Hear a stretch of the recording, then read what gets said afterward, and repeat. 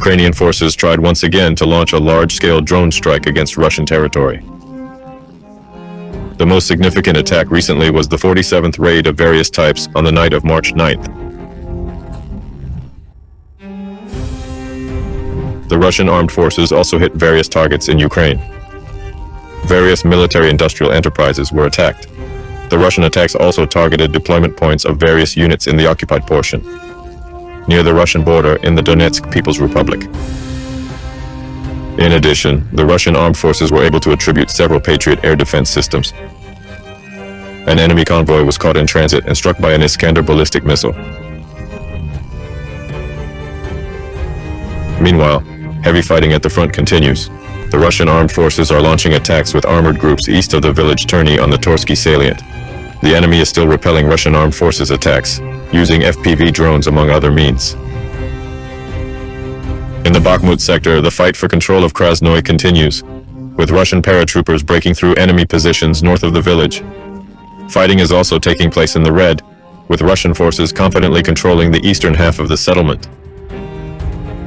The largest battles in the NWO zone are taking place in the Avdiivka sector, where the enemy is fiercely counterattacking after the loss of Avdiivka.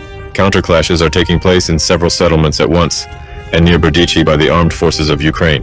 This is the 4th Abrams. Fierce fighting continues in Krasnohorivka, where Russian forces are advancing in the private sector. The enemy-controlled industrial zone and the northern part of the city are being actively processed by aircraft with bombs from the UMP. In Heorhivka, the Russian armed forces are trying to advance on both sides of the reservoir. The enemy is counterattacking. The advance of Russian forces is hampered by the unfortunate topographic position of the settlement. FPV Dronov. In Novomikhailovka, the Russian armed forces are advancing in the central and eastern parts of the settlement. On the southwestern outskirts, there have also been attempted attacks, but apparently unsuccessful.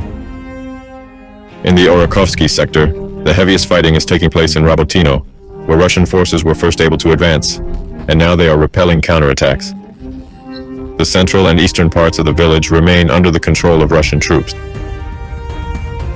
The armed forces of Ukraine are still holding a bridgehead in the Krink Islands on the Dnieper to the north. Despite losses due to Russian artillery strikes and there was a kamikaze, Ukrainian formations continue to transfer personnel.